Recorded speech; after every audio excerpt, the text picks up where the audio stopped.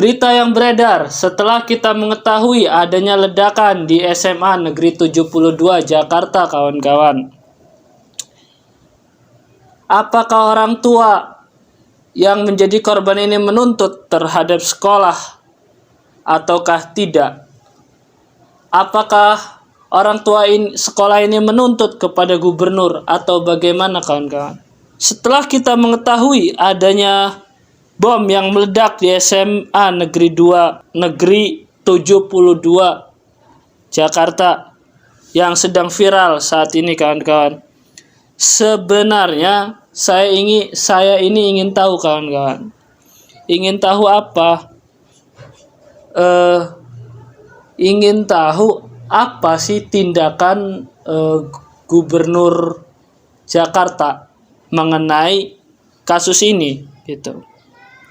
Karena kemarin kasus banjir telah selesai, sekarang kan ada kasus yang memang cukup menggemparkan media juga ya. Sekolah meledak karena bom rakitan gitu, ya kan? Nih pertanyaan saya yang pertama ini, apakah beliau perlu merenungi dulu gitu, merenungi kayak semacamnya kemarin banjir gitu kan? Dia bilang saya sudah merenungi dan segala macam lah gitu, merenungi dulu kayak kemarin banjir yang terjadi di Jakarta gitu. Dan yang kedua, ataukah memang beliau hanya memberikan klarifikasi saja gitu, tanpa adanya pertanggungjawaban. Coba kita simak videonya, kawan-kawan, dan kita juga coba tonton bagaimana tanggapan dari Kang Deddy Mulyadi mengenai ini, kawan-kawan. Kita simak videonya sekarang. Pas ledakan pertama, saya kira kan itu cuma kayak entah gas atau ban meletup gitu kan. Tapi pas saya anggap itu paling cuma ban, disusul dengan ledakan kedua. Nah itu saya langsung lari nyari info kan. Saya bilang, itu dari mana? Ada ini dari 72. Saya langsung menuju ke sini warnet. Saya ngeliat teman-teman ada orang-orang udah menggotong orang itu. Nah jadi saya bilang, udah sini saya bantu. Jadi saya bawa ke BK sini untuk mendapatkan penanganan. Tadi yang situasinya sangat kacau, kayak chaos lah, ada yang panik, ada yang kabur, terus ada yang sampai kupingnya ada yang ada budak lah, nggak kedengeran, kucing, terus sempat ada yang teman saya yang korban yang udah terkapar, terus kalau dari info ya tergeletak gitu. Tergeletaknya di dekat daerah sekolah, gitu, masih seputaran sekolah.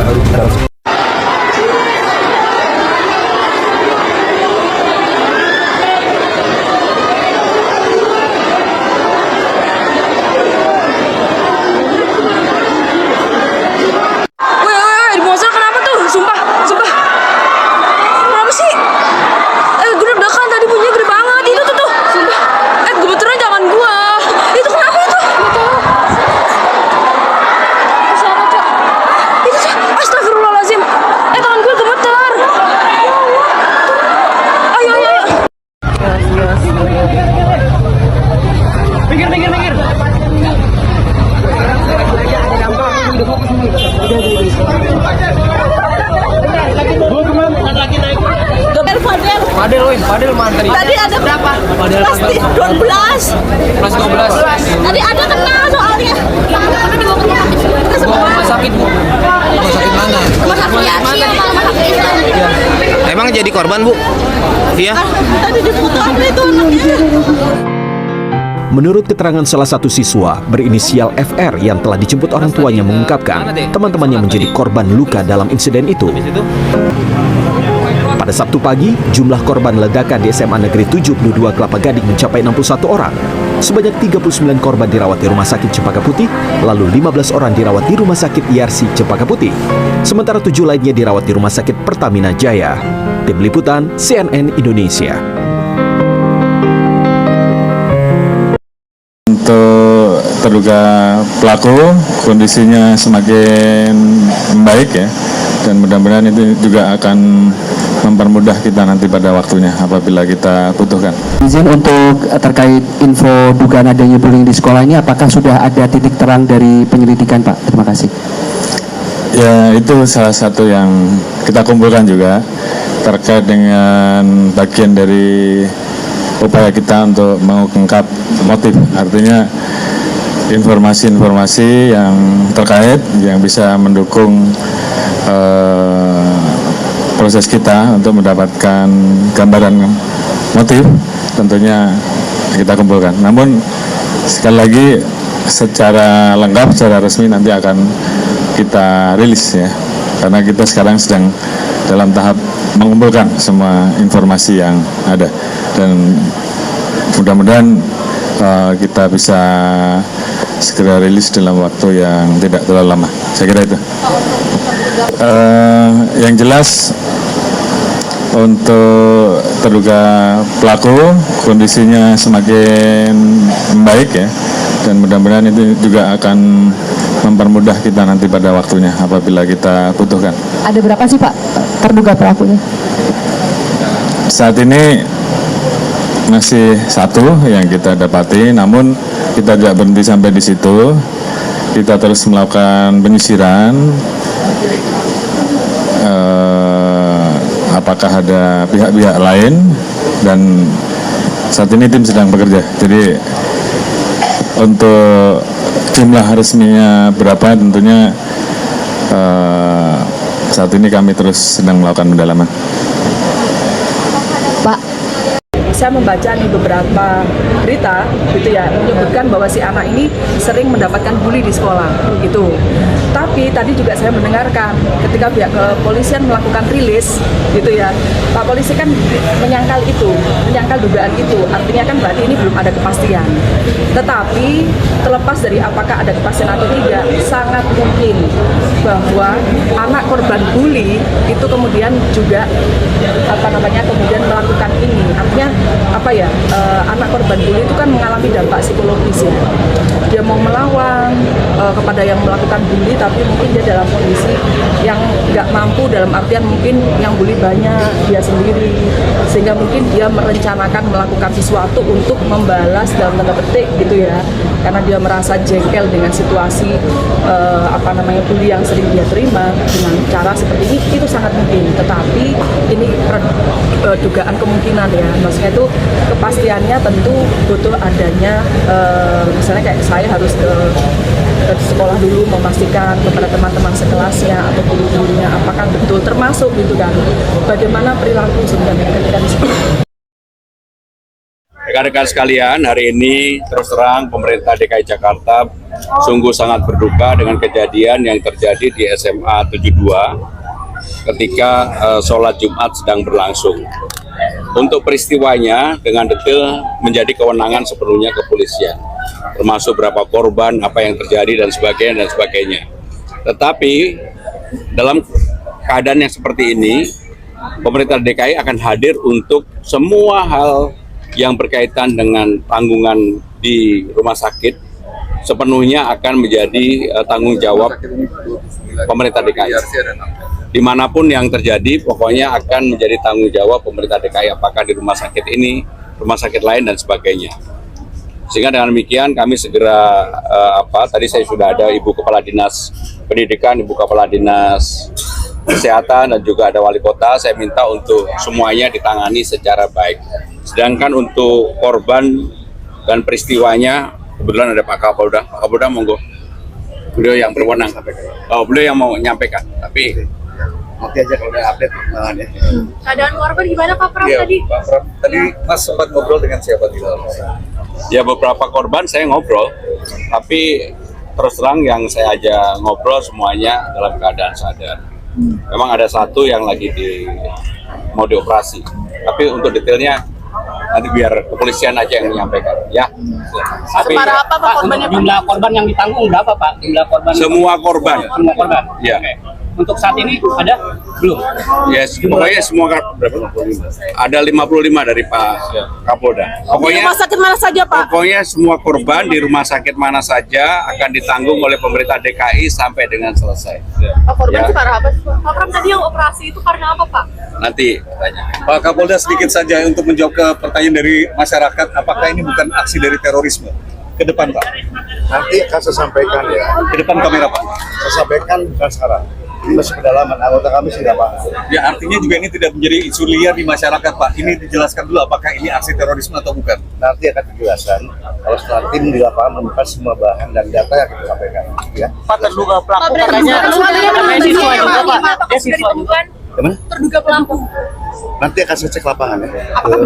Siswa dia kan Gini. Nanti semua itu kita kan nggak bisa langsung ini. Kan saya di sini posisinya.